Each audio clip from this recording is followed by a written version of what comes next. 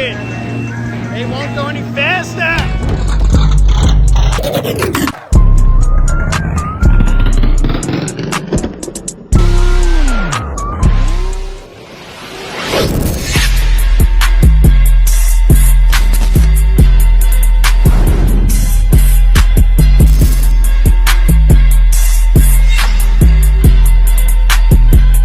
No, wait, he should just start off. I'll just jump out and be like, like, what's up, guys? Yo, can you pop the hood? I really gotta get working on this fucking thing. Oh, shit! Alright. Oh, what's up, boys? What's up, Lemonheads? This is my 2014 Camaroz28. As you can see, it's under construction heavily. So today we're gonna give you an overview of what we got going on, the plans for this thing. So this car started life as a number 22, Z28 number 22. They made like 1,500 of them. This one was hitting a showroom in Los Angeles. So it never got titled to anyone. It went straight to auction as a damaged car. It was purchased by a body shop owner in upstate New York. He repaired the car for himself and pretty much sold it immediately. The next owner put roughly like 10,000 miles on it. It had a heads and cam package from JTM Motorsports in Deer Park, Long Island.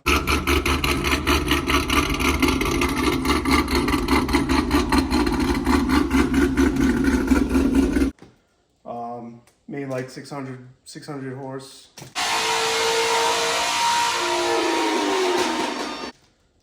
It was quick for what it was, but at my job at the time, basically every day I was test driving 900, 1,000, 1,100 wheel horsepower cars. So on the weekends, the desire to drive this thing that was a lot slower kind of decreased pretty rapidly. So the need for more power increased as usual.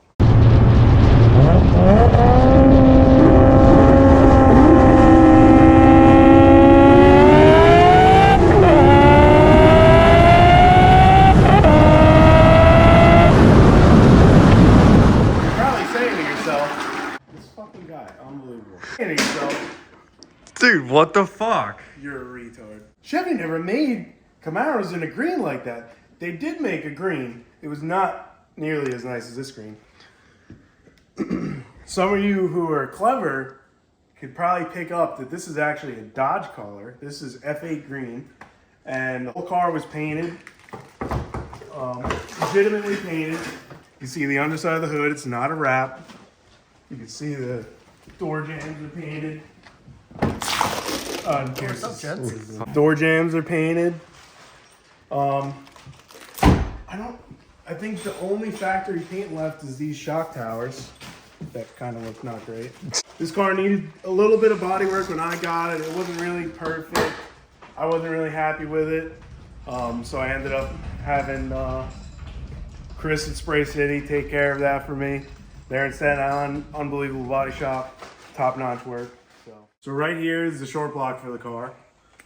This is by looking at the front, if you're familiar with LS's, you'll detect that this is not a factory block. What this is a Dart SHP Pro iron LS Next. It's Dart's LS block. It'll take a factory front cover, factory everything. So for a crankshaft, we got a Cali's Dragon Slayer. It's a double keyway. And it's a long snout because we will be keeping the LS7 dry sump oiling system, LS7, LS9 deal. That sprocket is going to have to come off because we can't run a double roller with that. Can't see. I mean, Dart comes with their Bilsim main caps, ARP main studs. The Dart block, one of my favorite parts about it is a splayed cap. So that is super advanced compared to factory style LS stuff. Got to really hold that crankshaft in there when you're making all this horsepower.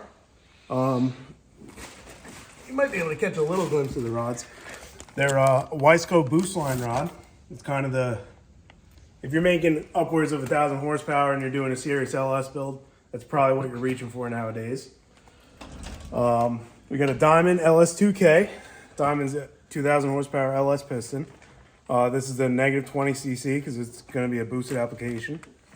All the dart motors, when you get the block from them, it comes machined for a 7/16 head stud. You could option it with a 1/2 head stud, but as long as you're not running more than like 30 pounds of boost, the 7/16s are already a great upgrade from what a factory LS block would have. If you know anything about LSs, you know that the baddest cylinder head in the game comes from these guys, Frankenstein Engine Dynamics. You can see them on all sorts of race winning, top of the line stuff from these guys. So what this is, F710 power adder head. You see that right there. It's 290 cc intake chamber. These, I believe Wes told me, are on the most powerful hydraulic roller LS combination in the world so far. So we should have no issue with head flow. You see those gigantic intake ports in there.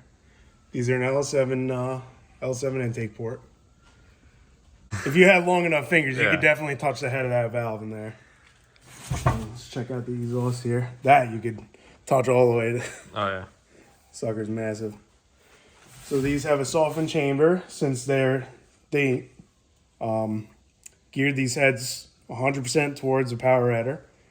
They have other chamber designs and intake port designs that would be better if you were on a nitrous, naturally aspirated, whatever. 700 lift spring setup for a hydraulic roller. I think these are the stainless valves that these come with. You could option them with a titanium valve. I'm kind of broke as it is, so I just went with the stainless valve. Still gonna make great power. Some cool things you'll notice, their steam ports use a 6-6 ORB thread. So you could adapt that, do a couple cool other things with it if you wanted to loop coolant through anything. That does give you that option instead of the stock style LS steam port setup. I just love looking at these things. They're for sexy, real. man. I just want to touch them and be nice to them. You know what? Excuse us. So, this is the camshaft that we're going to be using. It's a billet steel core from one of my favorite cam manufacturers, Cam Motion.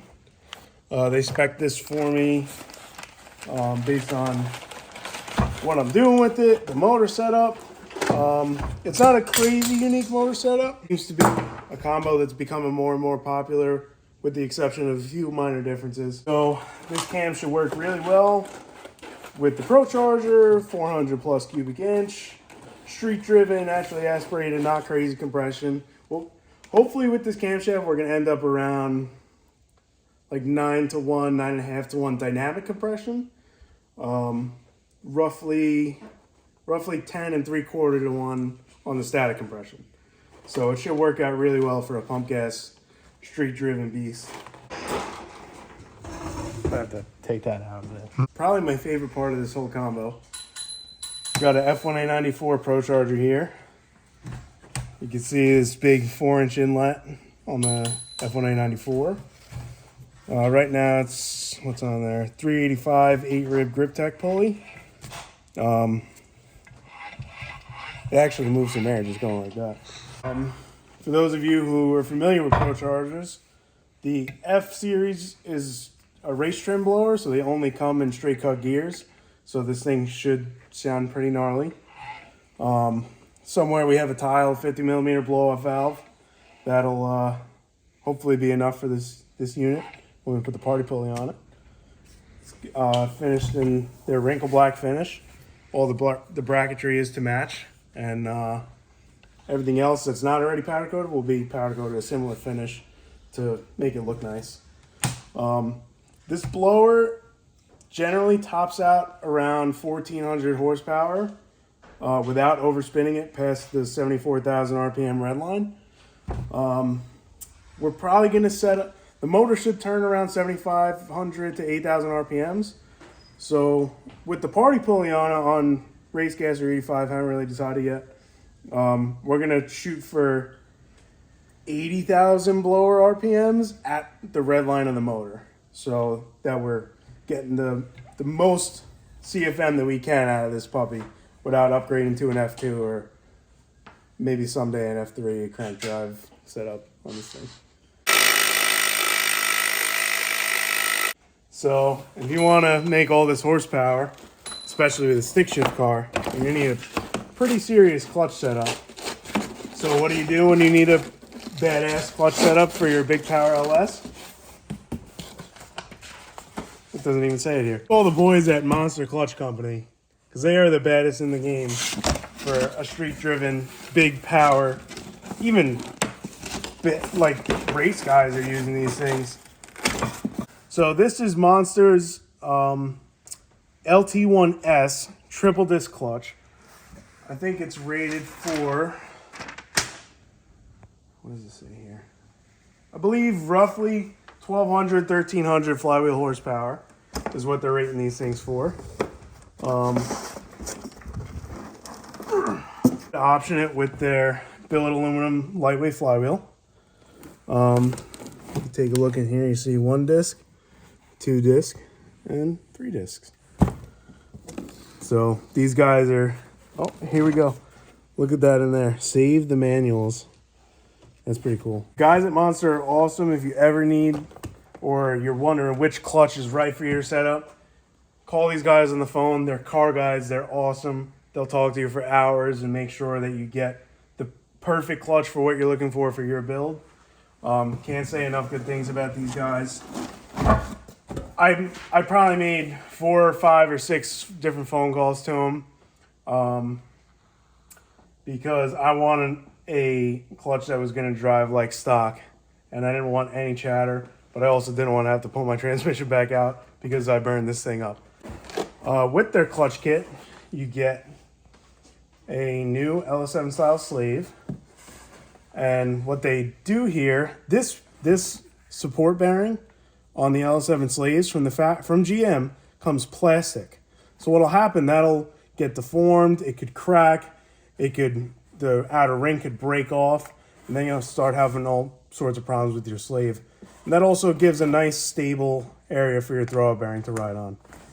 So that's one of the other things that I really like about the Monster stuff. Here we have a shim kit. You always got to, especially when you're dealing with an aftermarket clutch like this, you always want to triple, double, quadruple check that your depth on your throwout bearing is correct, because you'll end up having a really bad day at some point if you don't.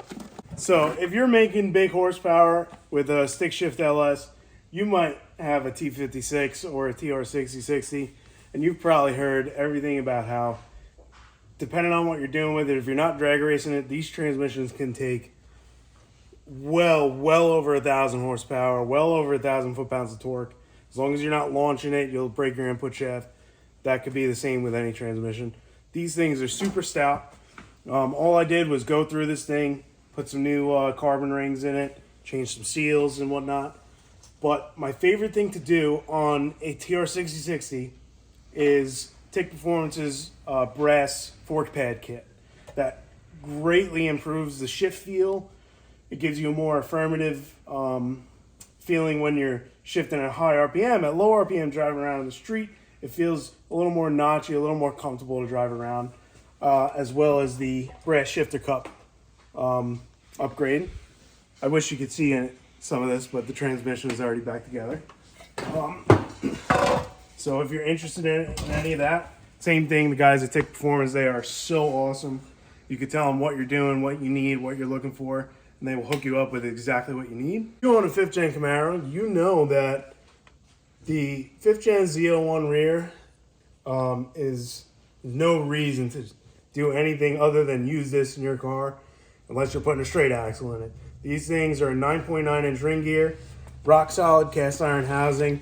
They got the cooling ports here. There's actually a heat exchanger right here in this little notch out.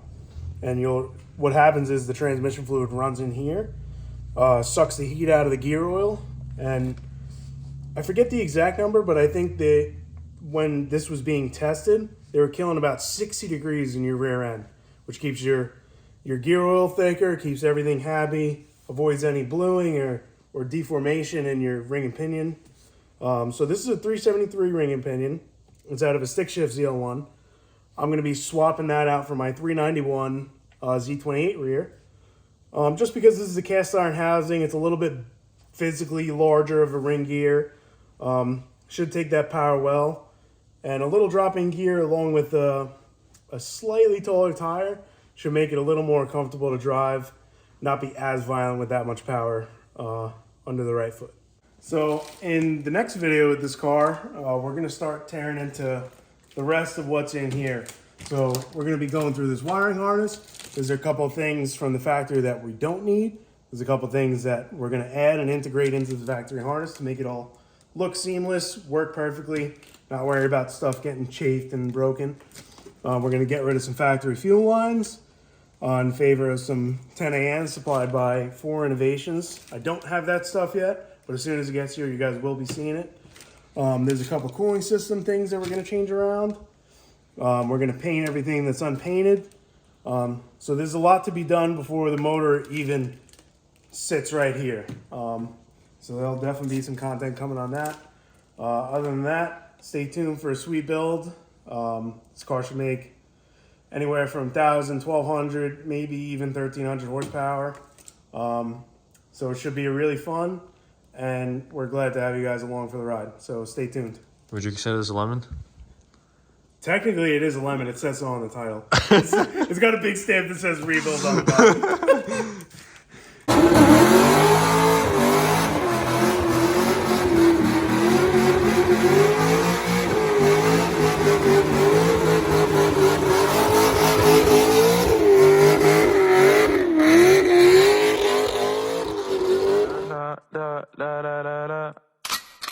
When I popped off, then your girl gave me just a